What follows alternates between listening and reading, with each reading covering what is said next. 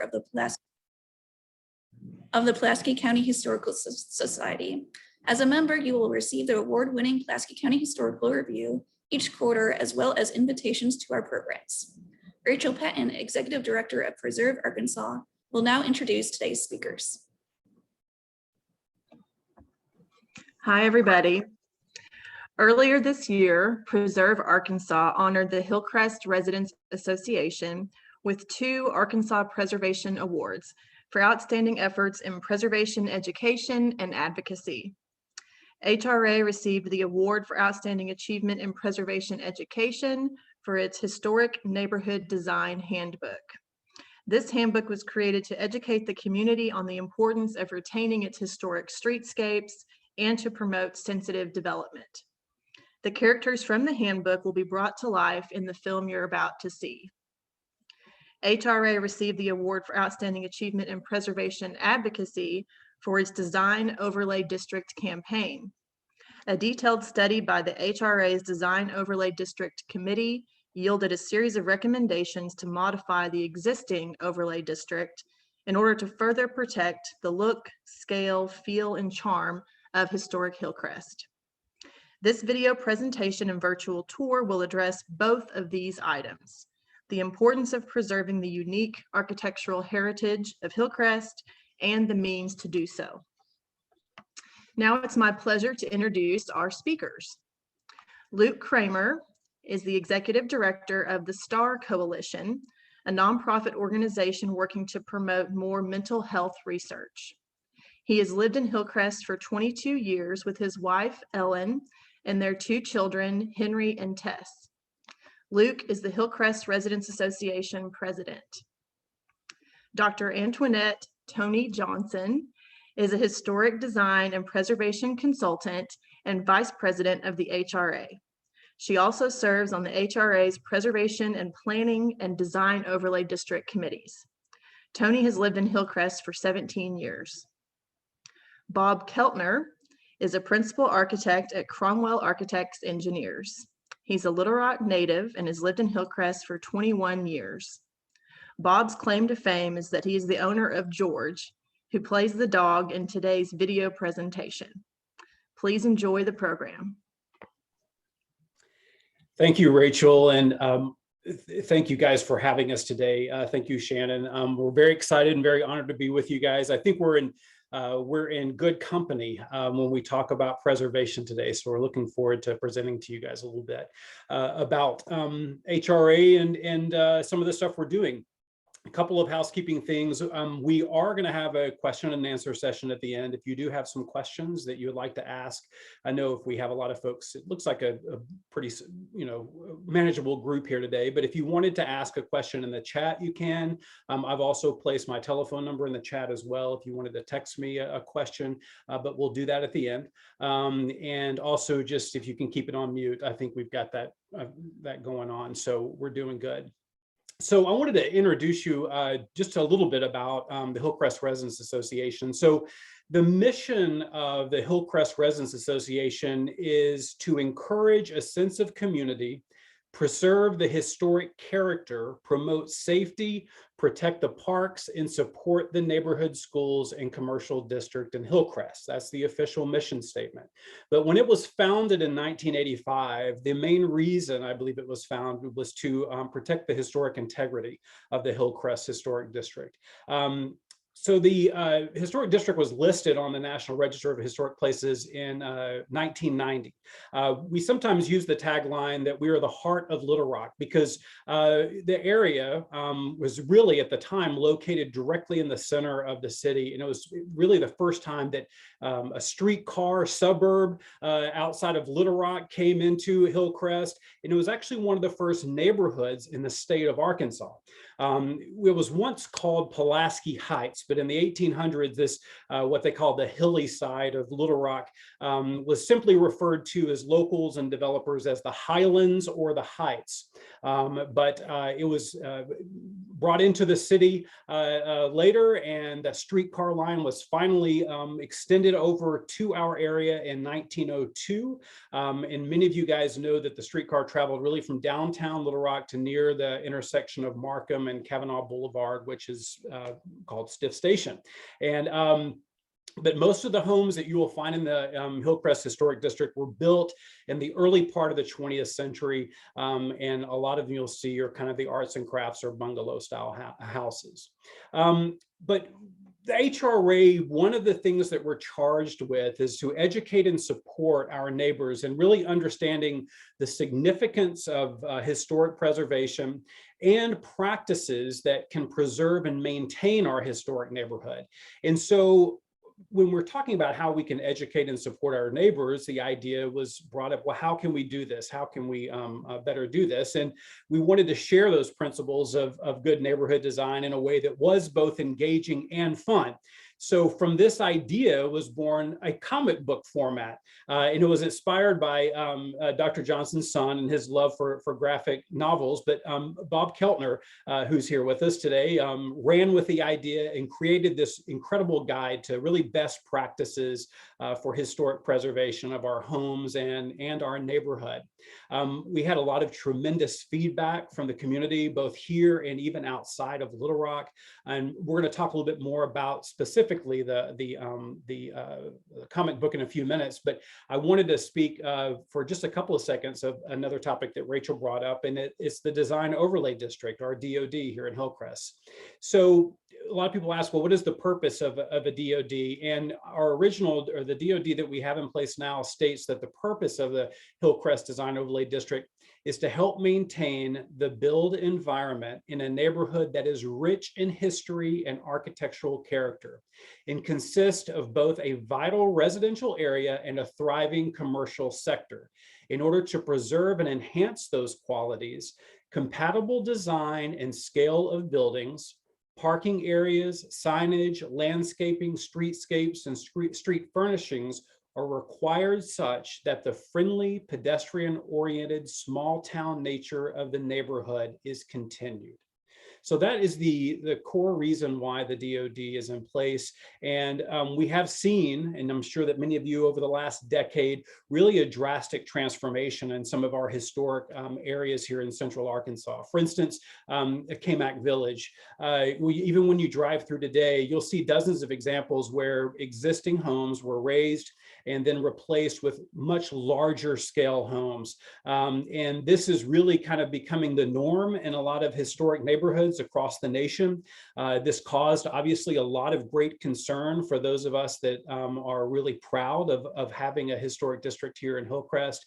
And frankly, if we will lose our historic status if enough structures are compromised, and especially with the increase of the mass and scale of these structures. So about 2 years ago, as Rachel mentioned, a group of, at the time, were deeply divided experts in the historic preservation. They started this really complex process of outlining new recommendations so that we want to ensure that we do not fall victim, number one, to this pattern of what's happening to existing homes. But the new recommendations would also ensure that, along with the DOD requirements, that we will be able to continue to have a historic district.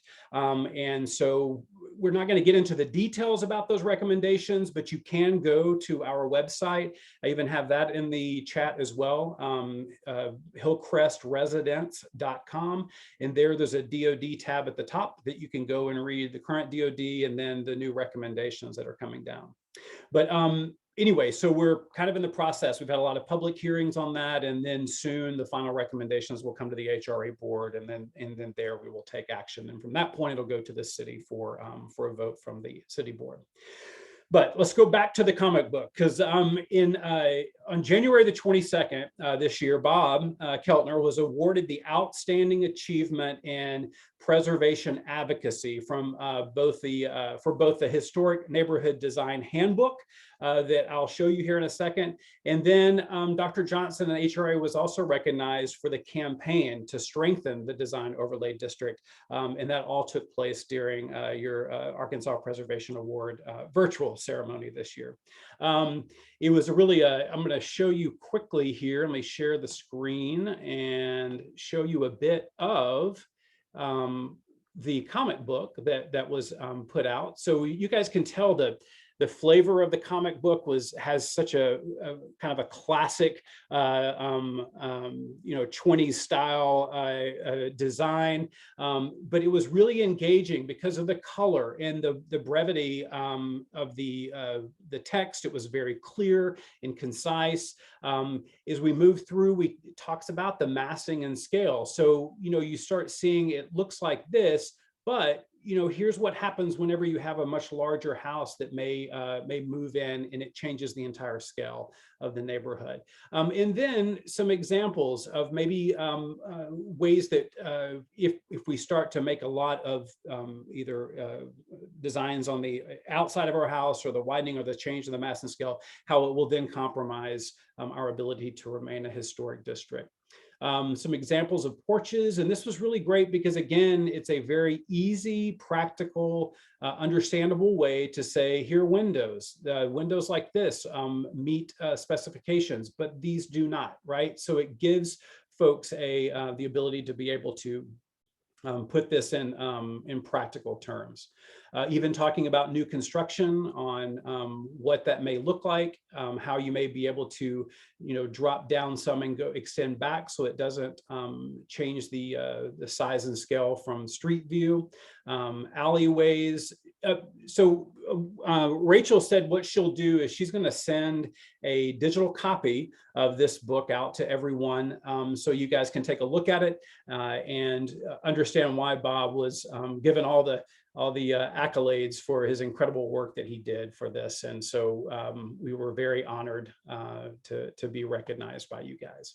So they really are, I get to sit here and talk the whole time, but I just, look, it's people like Bob and Tony who are really the kind of the heart and soul of the preservation movement here in our area. So they deserve the credit for everything that you're gonna see today and hear today. So I wanna thank those guys for really stepping up and being sure to lead the charge on what is important to our neighborhood. So our good friends from the comic book that we were about to show you a video, they have actually popped off of the out of the comic book, and they have come to life today for us to kind of turn the pages and see, to kind of give you guys a glimpse of our neighborhood, maybe take a little adventure through the neighborhood. But we think it's just kind of a fun, humorous way, right, that these comic book characters can really kind of come to life, highlight some good practices that we see in our historic neighborhood, and to promote the amended DOD, some of the new recommendations. So we're going to move over and we're going to watch the video. Then afterwards, we'll open up for you guys for any questions or answers or questions, and we'll answer some questions. I can't talk and chew gum at the same time, so I'm going to make Bob a host here so he can show the video. A couple of things before we start. If you turn off your camera for this, sometimes it helps with the bit rate of being able to so that it may look a little clearer. So it's just it's up to you, but it may help with the smoothness. And as we get going, just remember again, you feel free to post some questions in the chat, or you can text me, and my number's on the chat. So I'm gonna turn it over to Bob, and we'll get moving on with the video. Thank you guys for having us today.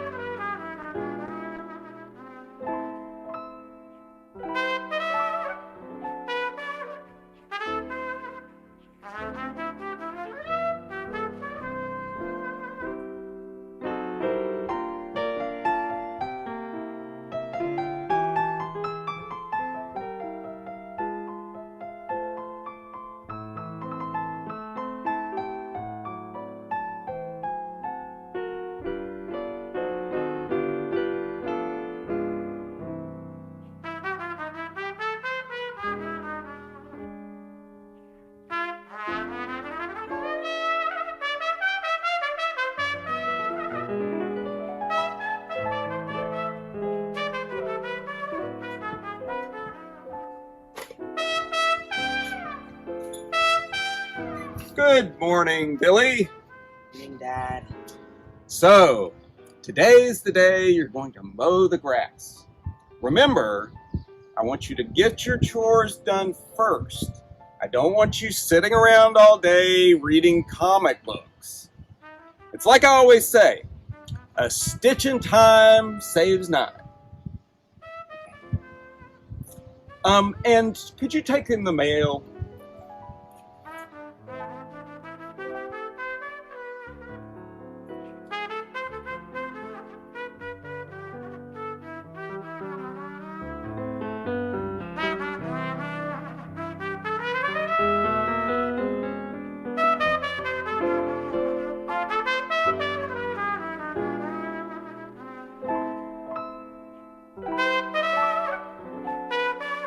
The Hillcrest Design Guide, narrated by Judge William Marmaduke Kavanaugh and his dog Noopy. Oh, like the park at Ozark Point. It's good to be thinking about preserving our historic neighborhood. Does make me wonder, though, what would Judge Kavanaugh think if he could see our neighborhood today?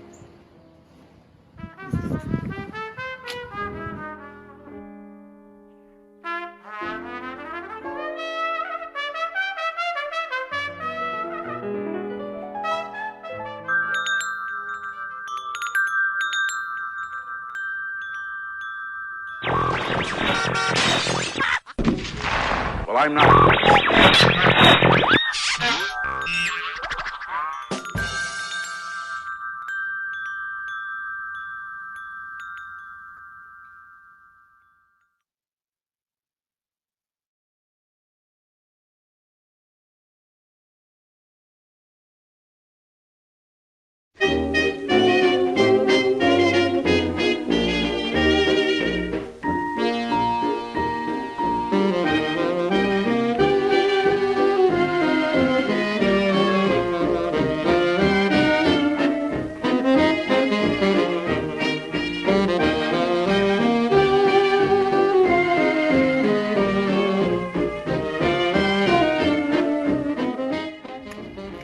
Bust my buttons. Look where I am. It's Hillcrest, or as I like to call it, Pulaski Heights, Auten and Moss, and Midland Hills. I'd like to take a walk around. Noopy, here boy.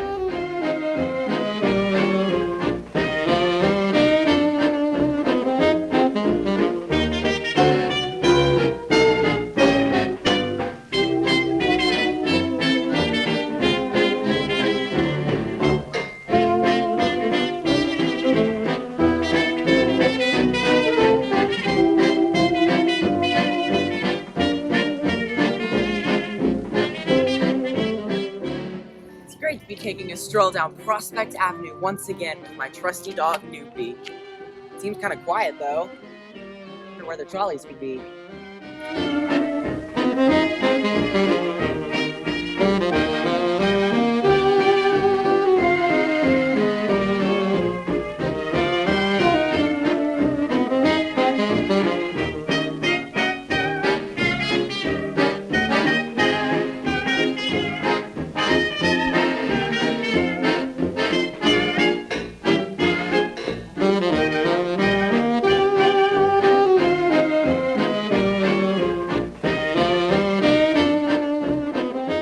Would you look at that? What an honor. I heard they did that back in 1936.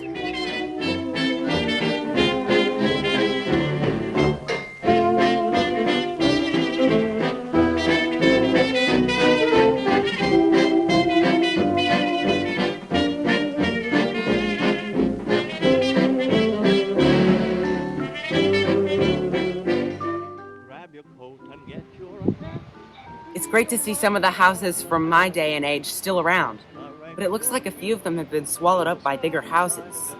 Now, why would anyone put such a big house on a tiny lot?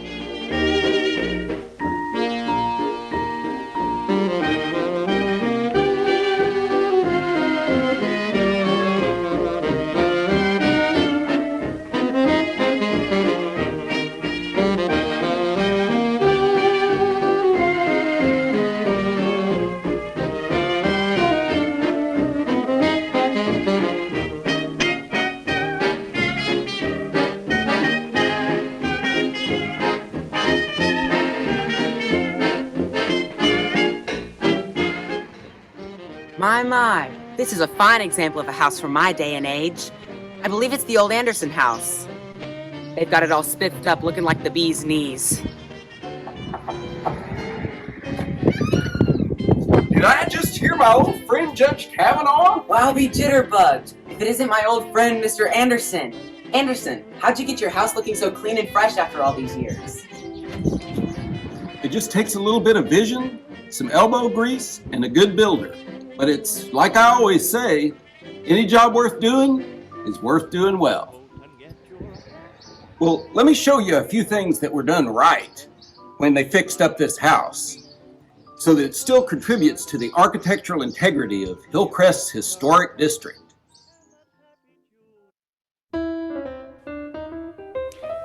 Look at the massing and scale of this house relative to the houses around it. Mass and scale are some of the most important elements to remember when building a new structure within the historic district or adding on to your historic home. Always make sure your new project does not dwarf the nearby houses or change the architectural flow of the street. It's important to maintain your building's historic look from street view. Porches on the front facade should be maintained in their original configuration with original materials and detailing. This is really important in maintaining that street view that I was talking about. The porch was traditionally intended as a welcoming focal point for the entrance to the building. It's like I always say, always put your best foot forward. Look at that nice front door. Original doors and their sidelights, transoms, and detailing should not be removed or changed. If replacing missing doors, try to match the original in style, materials, glass area, and glass pane configuration. You can always look at other similar homes in the neighborhood for ideas. Original wood windows and stained, leaded, beveled, or patterned glass are character-defining features and should not be removed. It's like I always say, if it ain't broke, don't fix it. Sometimes repairing old windows is not as hard as you think. Look at this nice siding on this house. Historic siding materials such as weatherboard, wood shingles, and stucco should be preserved. If they must be replaced, new siding should match the original as closely as possible, especially with respect to board size and profile. Saving the original trim around windows and doors is also important. Sometimes to make that perfect family house, you just need to add on. It's like I always say, you can't make an omelet without breaking a few eggs. But additions should not overwhelm the original structure in massing and scale, and should preserve the original building's historic character. They should preferably be located on the rear of a structure, not seen from street view, and constructed in a manner that avoids extensive removal of original material. These are just a few of the details that make this house wonderful and help it to remain a part of our historic neighborhood. When remodeling a historic home, guidelines for changes on the interior are not as strict as those on the exterior. However, owners should keep in mind that those original historic details provide the character that buyers in historic districts are looking for. Now, let's take a look inside.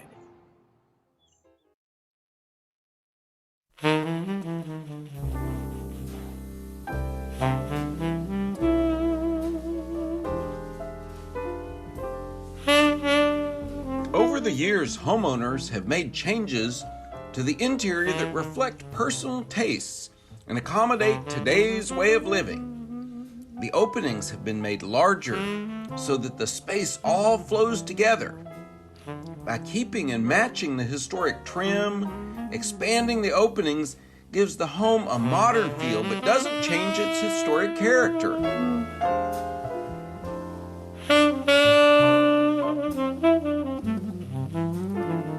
Kitchens and bathrooms can be updated to contemporary standards but still fit the character of the original home.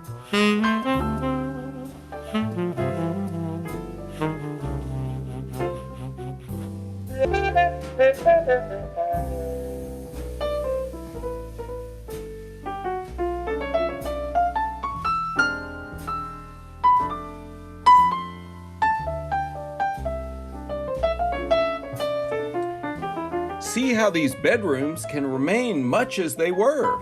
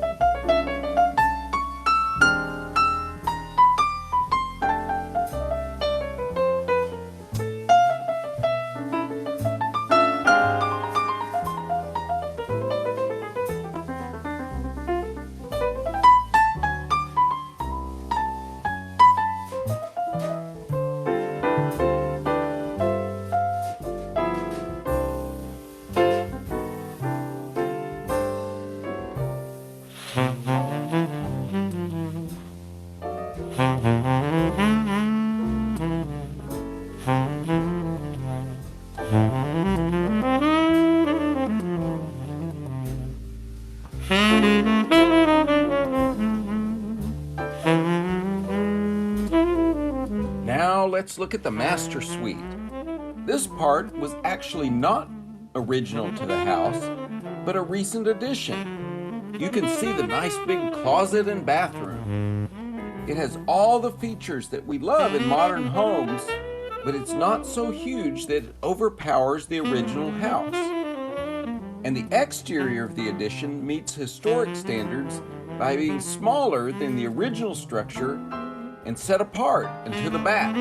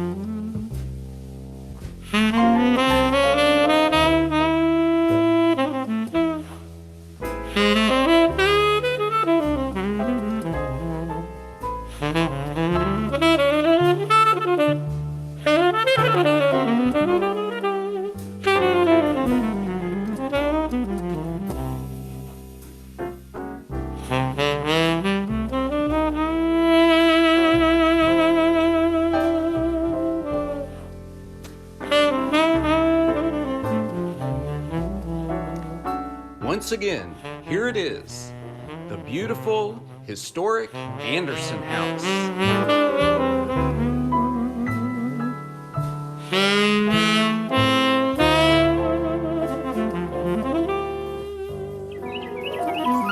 One important element in preserving historic homes is to establish regulations that provide guidelines on how to build additions and make improvements without changing the historic character of the neighborhood. Hillcrest currently has a design overlay district, and many Hillcrest neighbors are working hard to strengthen this ordinance to save our historic properties. The revised ordinance covers the topics of massing and scale, but it's also essential to maintaining the historic district. It's literally the minimum we can do to save it. If we don't act, we could lose our historic designation, and then it would be lost forever. It's like I always say, you can't unscramble a scrambled egg. Well, there you have it, Kavanaugh. You've heard just about everything I know about fixing up old historic homes. Farewell, old friend. And remember, don't take any wooden nickels. Oh, and don't count your chickens before they hatch. Fortune favors the brave. A bird in the hand's worth two in the bush. Oh, and remember, home is where the heart is. So long, Kavanaugh! day to you, Anderson, and thank you for that captivating commentary on conservation. As I live and breathe, Mr. Anderson sure knows a lot about keeping old houses looking good. He sure does remind me of someone, though. Just can't think of who it is.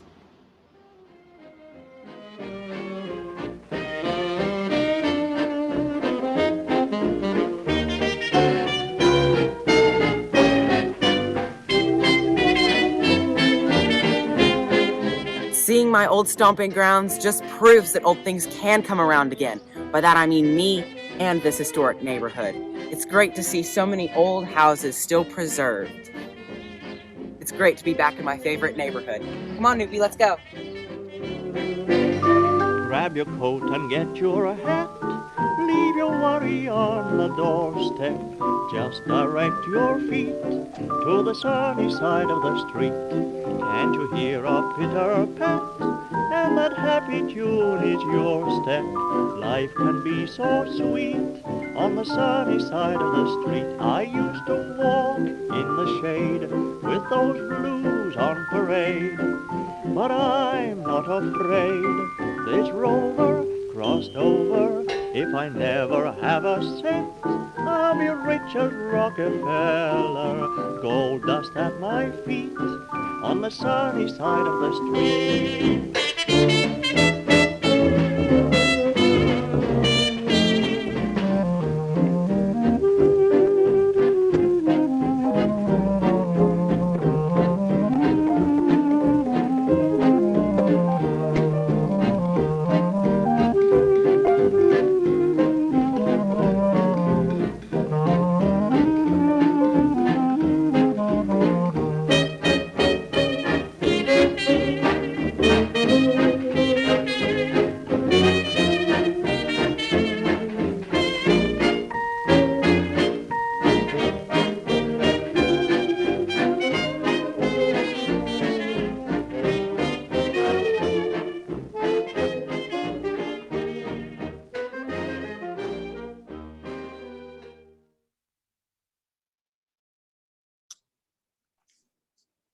Fantastic. All right. So, Bob, I think next year it's the Oscars. I think that we're going to, so you've got a little bit of a got an award for preservation, and next is going to be for your acting. Fantastic. All right. Thank you guys so much.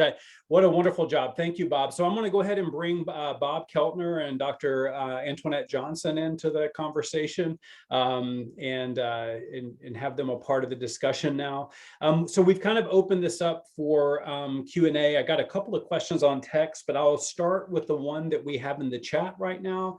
And it says, let's see. Sunny side of the street. Sorry, I can't. Let me go up here. Here we go. I understand that developers are fighting the proposed changes to the ordinance. What can the people of Little Rock do to support saving historic Hillcrest? So I can kind of open that up. Tony, I don't know if you wanted to answer that, or Bob. Sure, I'll start. Well, first of all, it has to go. These proposed amendments to our design overlay district, the next step after the design overlay district committee makes the final recommendations will be to go to the Hillcrest Residents Association board, and then from there go to the city. So it's important, if you have any friends that live in Hillcrest, to just have a conversation with them about the importance of preserving the scale of our community and also our historic district. Those are important things to we're still trying to educate our own community about these things. And then further than that, when it goes to the city level, Hillcrest Historic District is a feather in the cap of the entire state of Arkansas. We're the largest historic district in the entire state. When companies are recruiting people to come into Little Rock, it's often that they show them Hillcrest, the heart, we feel like it's the heart of our city because it is an important historic district in the first suburb. So when it gets to the city level, even if you don't live in Hillcrest, it's still important to let the city know this is important for the entire state, that we retain our historic district. So when it gets to that level, support would be very much appreciated. Bob, did you have anything to add at all? Not necessarily to that question. I think it's always a challenge to get the message out. I think certainly our approach with the comic book was to do it in a way that was humorous and non-threatening, and to kind of try to build a sense of unity in the community. So, but it is always challenging to kind of spread the message. Which actually comes to a second question that we see here on the chat, is now that, because as they say, we may be preaching to the choir a bit here, right? I mean, we are a group of individuals who are that we see the need for preservation and understand the importance of it. But so the question is, how do you get in front of those who really need to see it, such as those either potential residents or builders or others, in order to talk to them about some of these, about the importance of historic preservation. Tony or Bob, did you guys have any thoughts on that?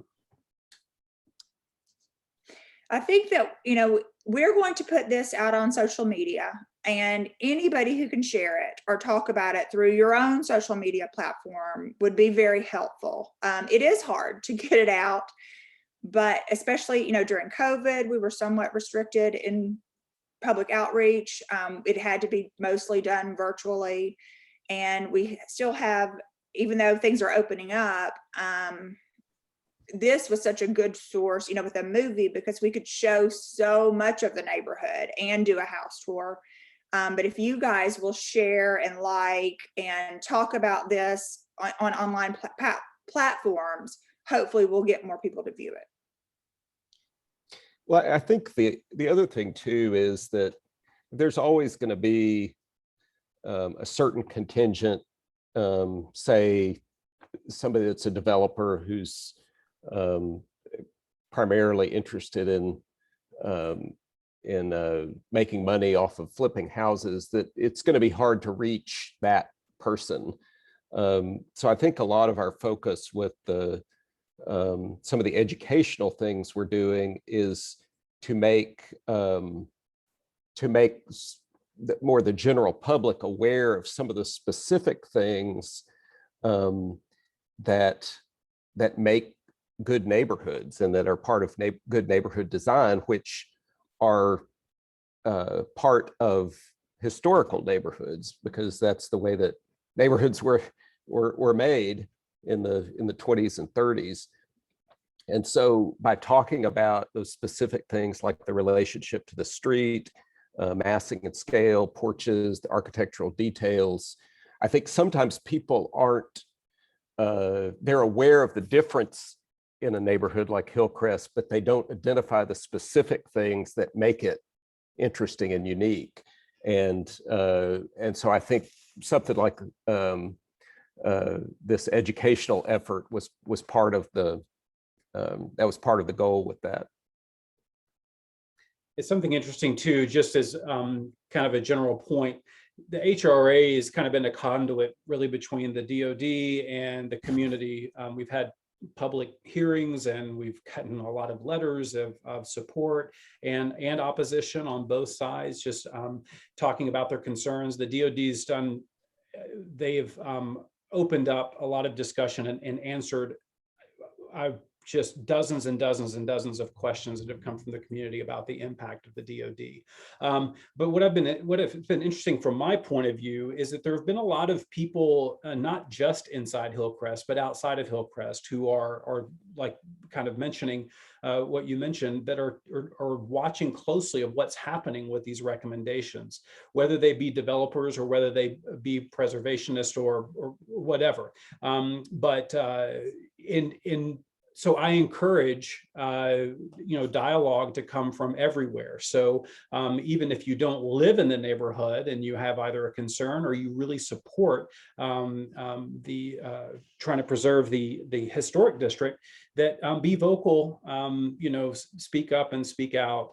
So we need as many voices as possible in this. So this Gary has a question that came through. So what is the impact of the DoD guidelines on cost and our tradition of economic and cultural diversity?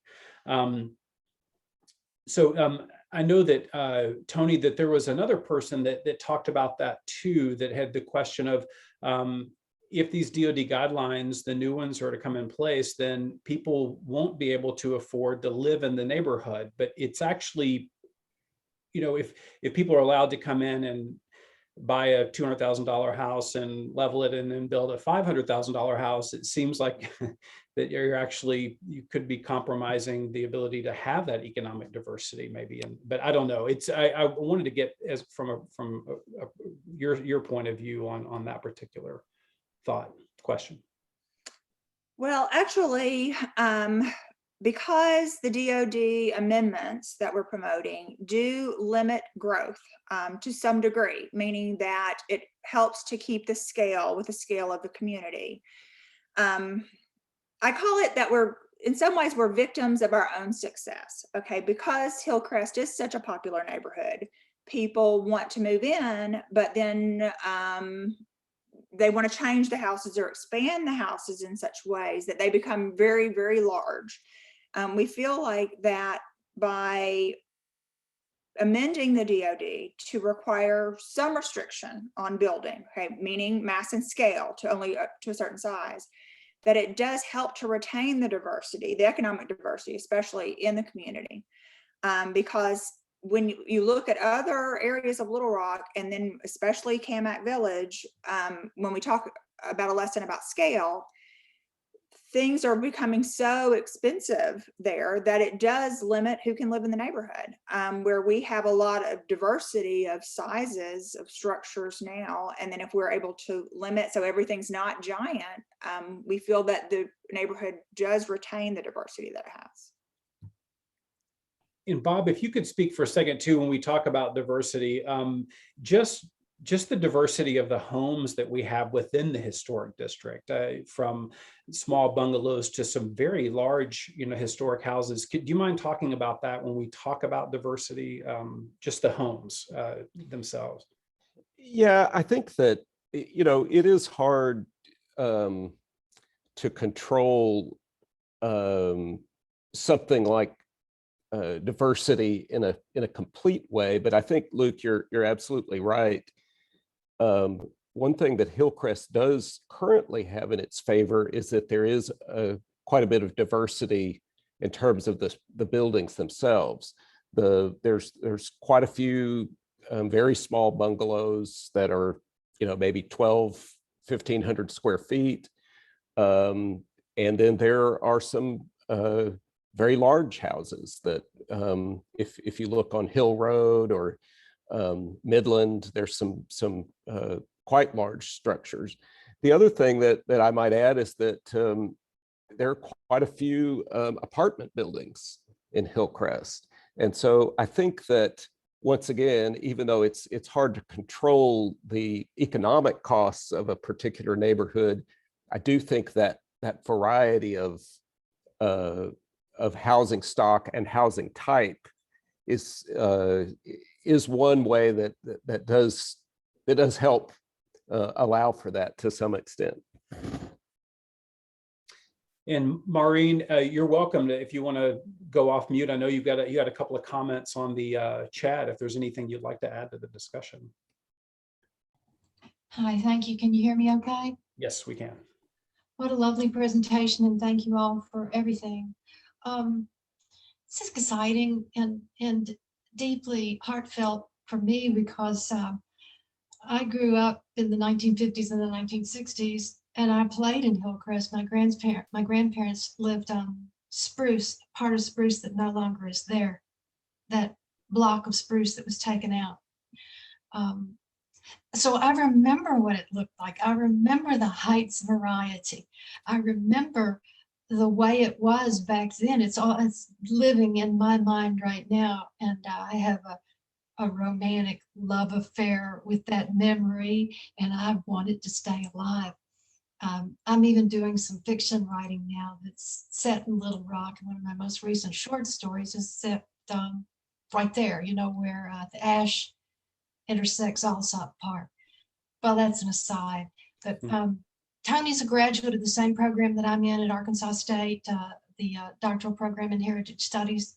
So I really appreciate this whole argument, discussion, I should say, because of the preparation that this program has given and the background texts and the discussion of how this battle has gone in other places, like in Charleston, where the battle has been won, and you're doing all the right things. You're really doing all the right things, but I really think it's going to come down to regulations. So where are the minds and hearts that have to be won? I suspect they're in downtown Little Rock at the City Hall. I hope this video is going there to all those folks. You can count on me. I live sort of at the confluence of the Heights and Hillcrest, and somebody can make a decision about whether that's Hillcrest or not. I'm on Evergreen, but you can count on me for showing up to speak in your favor if it's necessary, or for signing anything. Just let me know. That was my only question that I had. And when you said support would be appreciated, just let us know how to deliver that, okay? Thank you. Maureen. It's interesting, kind of coming into, I won't say I was coerced to become president of the HRA, but I'm actually very honored because I do follow a lot of really great people that have served over the last few decades to help with historic preservation here. And I kept thinking, we've been in our home for over 20 years, and our home was built around 1920, and the floor plan was the developer of this house actually developed a house we bought from my parents who were sick, just right catty corner on Walnut Street, the exact same floor plan, except it's about a third smaller, and then the house behind us is the same floor plan, but it's flipped, and they were all three built by the same guy, and he was a businessman here in Hillcrest. And I kept thinking, how wonderful that I'm just kind of stepping into this home for a short period of time. There have been many other families that have grown and lived and laughed and loved inside this home. And what is it that I can do to ensure that generations from now, that there are other children and families that can grow up in this home and have experiences that my children and my family are having, and to keep the integrity of the homes in this place, and that we're just here briefly 100 years ago when they started building this neighborhood. Could they have ever envisioned that here we are 100 years later working to try to preserve what it is that they created, in order that 100 years from now that they can look back and say, thank goodness that there were a core group of people who said that they would fight for this preservation. So anyway, I just kind of want to add to that, that we're kind of a place marker here in history. And I think it is our obligation to do what we can to help preserve. And I appreciate you, Maureen, and anyone else who would be willing to at least speak out on the importance of keeping the integrity of our neighborhood. It's a very special place. Another quick question was about tax credits. I know that it came through my text that the state legislature had passed additional tax credits. And can you talk about that briefly? Because it may help some folks that are maybe looking at doing some renovations or changes. Yeah, when you are part of a historic district, or if you're individually listed on the National Register of Historic Places, as long as your house has not been changed significantly from street view, which is what these amendments are designed to try to keep houses as contributing structures, meaning they still have their historic integrity, you are going to be eligible for state tax credit of 25% of the amount that you spend on any kind of renovation to your home, It could be painting, it could be putting a new roof on, it could be remodeling a bathroom or a kitchen, or even putting solar panels on your house. So 25% of the amount you spend up to $100,000, so meaning a $25,000 tax credit, you would be eligible for. So you pay to have the renovation done, you have to apply in advance, and when you are finished, you can use the credit up to 5 years. Also, you can reapply every 2 years so that you can continue as you're maintaining or preserving your historic structure to get that money back. So it helps you with the cost of maintaining your historic building. If it's an income producing property, like a rental property, or you have an office in there or something like that, you may also be eligible for an additional 20% federal credit. That one's a little bit more difficult to reach the threshold for it. The state credit, which is the 25%, you have to spend a minimum of $5,000 to be eligible for. The federal credit, which is the extra 20%, has to be an income producing property, and you have to spend more than the value of the structure. So not the land, but the structure itself. So it's a little harder for people to reach that threshold usually, but it's best used when something is in really poor shape, and that the value of the structure itself is not very high. So the majority of your cost is going into renovation, not the acquisition of the property. But there are opportunities there, like if you want to have a rental property, you could potentially get 45% back the amount of money you've put in for a rehab in state and federal credits. So there's a good incentive there to work with those very dilapidated properties with the federal.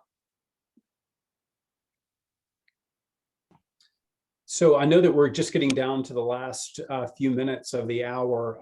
Shannon, I know that you wanted to pop back on and say anything. If there are any, Bob or Tony, do you guys have any final thoughts or comments before we wrap up our portion today? Just thank you so much for giving us a platform to talk about this. And if everyone would please try to promote it, that would help us very much. And if you know anyone in Hillcrest, please talk about the importance of this, because as Maureen says, it is going to be important at the city, but right now we're in the neighborhood trying to get people to support it. I think that we have a lot of support. It seems to me that we do, have that on our side, but when there's opposition, you never know. So we really just need to get people educated about what this means and why it's important. So please talk to people about it. Bob? I was just going to say, I put a link to the video on YouTube if anyone wants to copy that over, if anybody wanted to watch it again. Also, we do have a number of copies, hard copies of the comic book available. I don't know, Luke, do we have any, do we have any like an HRA email address or something where people might be able to request? I mean, yeah, I'll put my email address here in the chat so you guys can reach out to me. And if you wanted me to drop off a few copies or whatever, if you want to, share them with friends, family, whatever you want to do, we have a lot of copies. So I'll be happy to drop some off to you, or we could meet, or I could leave them on my front porch or something. So it's luke@thestar.org. So just email me if you like, and we can get you some. Tomorrow night, we're actually having our monthly meeting. We meet now up at Hill Station under the big under the tent at Hill Station. We're doing a hybrid meeting, so we'll have a Zoom and a regular meeting, but you can go to our website at hillcrestresidence.com. And then just a couple of quick things too. If you're on Facebook, go to become like Hillcrest Residents Association. We send out posts almost every day. We put a post up about what's going on. So also, if you go to our website, you can sign up for our newsletters.